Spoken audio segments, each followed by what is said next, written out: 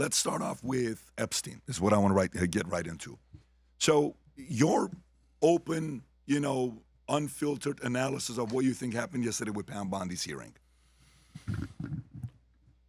Bondi is not even a bad person, but we knew when she first got in, she's a talking head. There's so much complexity going on in the DOJ. That's why she came out at first and said, oh, yeah, we have all these millions of files and hundreds of kids getting raped, and it's Epstein doing it. And then later we learned she was told that, and then she has to reverse it and say, well, actually, that's not what it is. It was a bunch of child porn. So we don't really know the truth about all that because there's so much over the almost 20 years of investigations about Epstein that's been slurped up.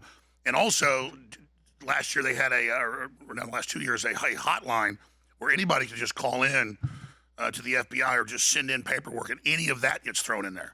So that's why Trump is in there about 1 million times. But I'm also not an apologist for her. The DOJ has handled this totally horribly, and they've taken something where it's the Democrats that are known for sexualizing children, drag queen story time, all of it. It's the Democrats, in California lowering the age of consent, to 12-year-olds, and now it's only a misdemeanor, 2 days in jail if you rape a kid down to 12. I mean, literally. And somehow is that really the law? Absolutely. And now they've somehow turned it around where the Republican Party is the pedophile protection party when it's the Democrats that are 99% in the Epstein files actually doing stuff to kids. And then the media focuses on Ludnick, who I do think was BSing how much he knew Epstein. It's definitely financial. But okay, fine. He should resign over being caught lying. But let's go after the people that are Democrats that are implicated by witnesses raping young girls at the island, at Zorro Ranch, at the New York facility, and in Paris. Somehow the Democrats have turned this all the way around, and conservatives are demanding, yeah, Trump, you're covering it up, release it all. And that needs to be looked at, but we need to have the main focus be on the admitted stuff that's in all of this. Bill Gates, all of it, the Democrats, the leftists, all these top billionaires that have hated Trump. This is cut and dry, but somehow it's all been turned around against Trump, and a lot of that's because of the mishandling of Trump coming out and saying it's all a hoax. And then Roger Stone went and talked to him and said, no, sir, you mean the stuff about you being involved is a hoax? Yeah, that's what I meant. But still, a few days ago, Pam Bondi said, we're moving on at the White House. Well, the rest of us aren't moving on. And so they are implicating themselves, even though I've researched it up one side and down the other, and there's very little bad stuff Republicans are in there doing. Epstein was mainly a Democrat, leftist system. That's why he's allied with all these leftist politicians in Europe that are having to resign in the UK and Yep. Europe proper. So I'm just calling it like it is. If I find something with Republicans or if I find something that they're doing, I'll go after them. But so far, we found almost nothing except for the old Republican Party, where Epstein originally got launched from. Then he became an operative of the Democrats. And if you want, I can do some of the background history on that, why I was the first to report on Epstein 18 years ago. That's good.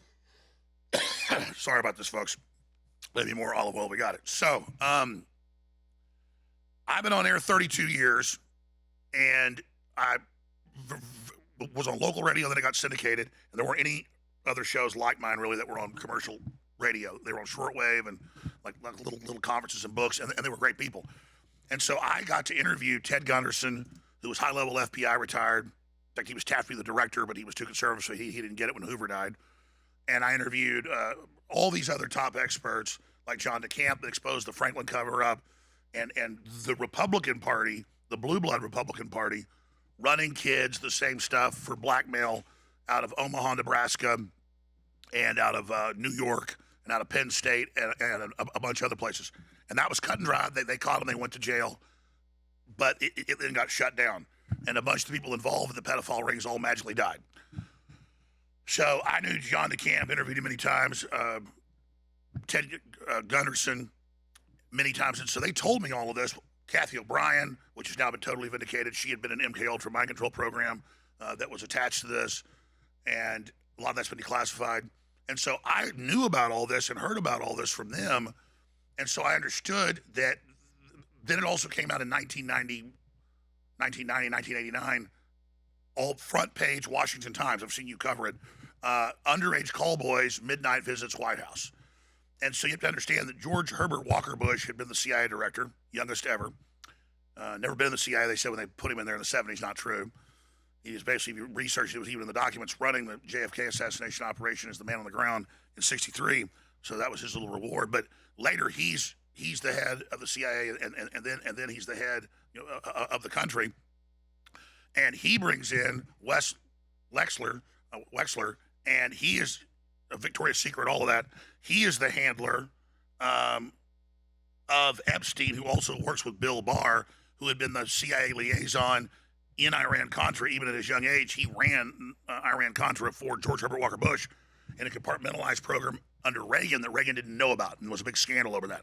So then Barr gets promoted to be Attorney General, and then he's brought back by Trump later. So thank you. He's been Attorney General twice. And now Mike Benz exposed a bunch of this that wasn't part of the Epstein files, but knowing what to look for now in the millions and millions of public files. It was Bill Barr, George Herbert Walker Bush, the Les Wexner, and all of them in the early 90s that set up a CIA airline like Air America 2.0 or Evergreen Transportation in Ohio. They used for the first funding of that the Somali conflict, and they bring in the first 30,000 Somalis into Ohio. Okay, and this is what year? This is 1991. Okay, and this is all public. And a lot of this research, I had a lot of this research, but then I've watched like 10 hours of Mike Benz, just every 6-hour, 4-hour programs, just this document, that document, totally mapping it. So you have the CIA with Bill Barr bringing in Epstein to be basically the front man for the airline. So he's already, by 1991, he is already the head of the cutout for major CIA operations. Now, why'd they pick him? Bill Barr's father was like number 5 in OSS in World War II. Then he was like number 3 in CIA. This is all public. Then he runs an all-girls school in New York that Epstein is hired at like 26 years old to come in and, boy, suddenly becomes like the deputy principal over these girls. Donald Barr then writes a book called Space Relations. Strangest book. About humans working with aliens to kidnap children in sex slavery on a faraway planet. So, very nice person. The point is that they are it's Bill Barr, known CIA, his dad, known CIA, Herbert Walker Bush, known CIA. They use the cutout first money, claiming it's for Somali refugees, and they get a couple $1 billion to set up hundreds of aircraft, some of them like passenger jets. They set all this up, and they're using it for money laundering, drug trafficking. It wasn't just Mena, Arkansas, and the Clintons over here working with the CIA and the Bushes. That's all come out. It was also over here in Ohio. And so that's how important Epstein was all the way through, that he was so trusted that he was put in charge. Now, I didn't know this till the Bannon interview came out that was not released by Bannon, but was in the Epstein files, the 2-hour interview from 2017 or 18. Everybody's got to watch it because I thought, this is going to be boring. I watched it. My mouth was hanging open. I knew that Epstein was part of the Trilateral Commission, but that's like saying you're the head of, Valuetainment, and then you've got, a secretary or something, that's important, but they're not the head of it. I thought, okay, but he must have. I always heard he was in the Trilateral Commission. No, I'm watching that show, that interview, and he's like, no, David Rockefeller approached me to be his right-hand man for systems analysis, such as I could integrate all these systems together, and because they had too many experts at just one level, and he knew about my work, with some other groups, being the CIA. So he brought me in to be his representative, and so they put him on the board of the Trilateral Commission, which is one of the most powerful globalist elite or super organizational systems, precursor to the World Economic Forum. So Larry Fink's the head of the World Economic Forum today. It was Klaus Schwab. It's equivalent of him of a 30-year-old being on the board of the WEF today, okay, which has co-voting rights with the UN.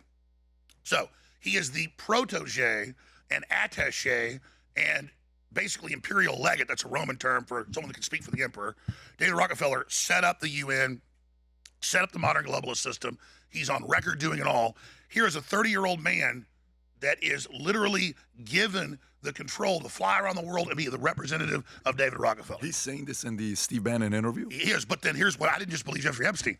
I already knew I went and looked all this up, and it's all public.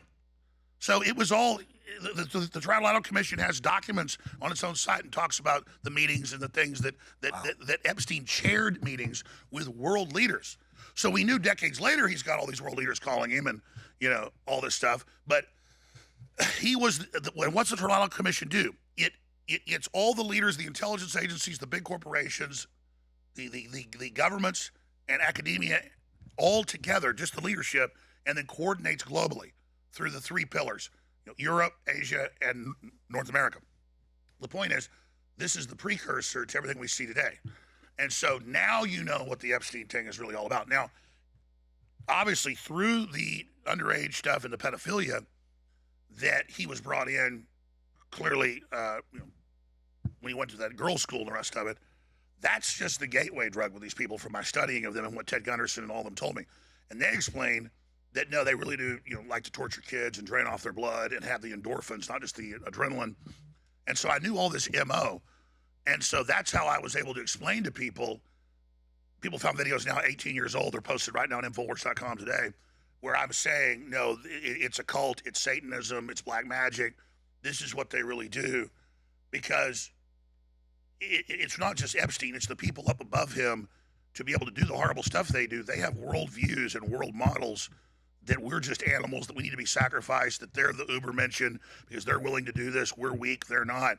And so you have to understand, this is a standardized system. Before they called it mind control, before they called it intelligence agencies, before they called it that, they called it secret societies.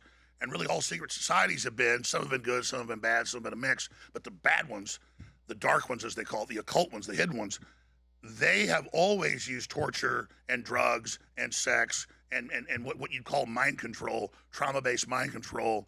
And just in the modern parlance, they took that and then institutionalized it. So you go to Skull and Bones, set up in the 1820s, or I think even earlier, by the main heirs to the Opium Trust of the British East India Company. That's public knowledge that they set up Skull and Bones off of the Druidic and Germanic Druidic teachings. And we have this because the daughter of one of the members, when he was dying of cancer, gave it to his daughter, who was the head of Department of Education then under Reagan, Charlotte Isby, who I interviewed many times. Her father was on it. They gave the information to Anthony Sutton, the Senate archivist, and who I knew very well, talked to many times. And so they were able to release it. So what they do at Skull and Bones is, this is the elites of the elites, is they pick them, they get in it, and then they basically by increment explain to them, you're going to become possessed by a god. They don't call it a demon. And then all the Skull and Bones leadership comes in the last few days, and they've been for days sleeping naked in coffins, trying to channel these entities. They're bathing in feces, in huge vats, urine. And this is even in the movie The Good Shepherd with Matt Damon, produced by Robert De Niro. And it's in there. And it's all, that's what they do. And so imagine, all I'm saying is that's for people that are 18 years old, 19 years old. These are just like MS-13 wants you to not just kill somebody now, they want you to sacrifice them a carbon pentagram in them. And they want you to do it to a kid. That's now what they've graduated their initiations to higher up leadership is. And so, again, it's the same thing where it's a rite of passage. You got to do horrible things to prove yourself. And that's what this all is. And so that's how I was able to tell everybody that it's far worse than 14-year-old girls. They've just focused on them because here's the thing. I'm not against these women. They are victims. They were under Stockholm Syndrome. But Elon Musk is right. Here's the big secret. What everybody when you're growing up tell you, what the FBI used to put in bulletins. Ice cream truck pulls up. There's a kid in the back. I got a puppy. Come see the toy. They use kids to other kids. The women that they've, settled with and then the victims and all this stuff, almost all of them are the women that ended up working for Epstein for years and years and years. Recruiting other young girls to come to him for Absolutely. $200, $100. Absolutely. They'll get paid. Absolutely. Some were bought at age, this is public, at age 9 or 10 from their Eastern European parents, flown here and then worked for him for decades. And so exactly, they're the ones that manage and run the women. And so when you see these women up there, you have to understand that in many cases, you're looking at people that for 5 years, 10 years worked for Epstein and were part of it. But see, that's how they stop it. Those women then tell a limited story about what was going on.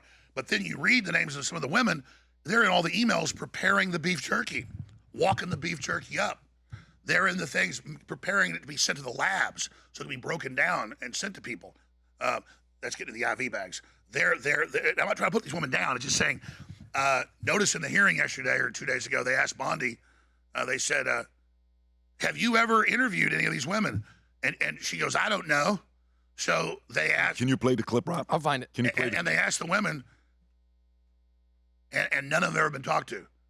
But if you look, a couple of the women in there were actually girlfriends after they were adults and worked for Epstein for over a decade, and it turns out worked for George Soros. So see, I'm not trying to demonize the women. I'm just saying it's what you're seeing is not what you're actually getting here, okay? And so it doesn't go down to all the kids that got eaten. It doesn't go down to all the kids that got strangled and thrown in the Some of these girls that are up there, you're saying worked for Soros? One of them, I can pull it up, currently does on the Tides Foundation. Play the clip, Rob. Okay. Ask them if that's true. Now, would the survivors and victims who are here please stand up one more time? Just by show of hands, how many of you or your loved ones actually have met with the Department of Justice and provided testimony and estimate and evidence? None. And of those of you who have not met, which is everyone, how many of you have reached out either individually or through a lawyer or representative to offer to provide testimony and evidence? All of them. And of those of you, all of you who have reached out, how many of you were denied or ignored by the Department of Justice? All of them. And despite the shameful and despicable efforts by Ms. Bondi and her department to intimidate you, how many of you are still willing to speak to the Department of Justice? All of them. Well, Ms. Bondi, it looks like you have some more witnesses to talk to. Gentleman's time has expired. Now, I'm not defending Bondi. She's involved in a cover-up. I can get into how and why for more information. But then she knows it's a whole nother level, because I'm not saying all the women. I forget her name. I can pull it up. You see the one right there with the large breasts and short in the middle of like kind of strawberry blonde hair? I can pull her name up. Yes. Her. Yeah. She is high-level operative. She met Epstein at 21. Basically worked for them. What's her name? I can pull it up. But she worked for them. It's in the news. She worked for them for almost 10 years. And the point is, a lot of these people are in the emails. So you have to understand, guys, why does it stop at 14, 15-year-old girls? Because they don't want you, and the Republicans don't want to go there, the Democrats don't want to go there. They don't want to go to, we got the sex slave at the Hyatt, the finances been taken care of. Okay, yeah, I just bought these babies from these women. Yep. I mean, and then you have police reports of women saying, yeah, I'm at Zorro Ranch. They took my baby away from me. You have police reports from totally separate deals, and then you have in the files him talking about the same thing. Hundreds of emails. We have the smoking guns. We need 100 FBI agents out there with ground-penetrating radar digging up Zorro Ranch. They need to be tearing out the walls at all these places. Where are the hundreds of hard drives they took out of Zorro Ranch? That's the real cover-up, okay? So everything's a limited hangout. Everything stops with, these girls that got recruited at 14, it's so terrible. And yeah, okay, it is terrible, but the ones that got killed or committed suicide were the ones that explained, no, those other girls, most of them, they worked for Epstein. They were the ones managing it, running it. In these emails, they would have a girl, 12, 13 that they grabbed, they'd bring her there, and it's in the emails, and he's like, you're a fat slob, and you better take care of these men, or we're gonna make you stay in this closet. But once you're nice, you can hang out with the nice ladies upstairs. So they would use female control and females wanting to be with females, socially to get these women with peer pressure into the Stockholm syndrome. And so all I'm saying is, when Bondi knows full well that if she goes and talks to those women, they already know what the setup is, and there's been a deal made above that. Interesting. So there's a risk to talk to them, because the average person watching this, Alex, is going to be like, well, remember the debate with Hillary and Trump. And Trump says, let me tell you who we have here. He had all the ladies that were accused, that were victims of Bill Clinton. And she didn't know how to handle it. And the audience looked at it. I would say that was one of the biggest stunts that helped Trump beat Hillary. I agree. The average person who watches this, they look at it and say, why don't you talk to the victims? Why don't you go speak to them? Why don't you want to hear their stories? Guys, you've been asking this for a long time. It's official.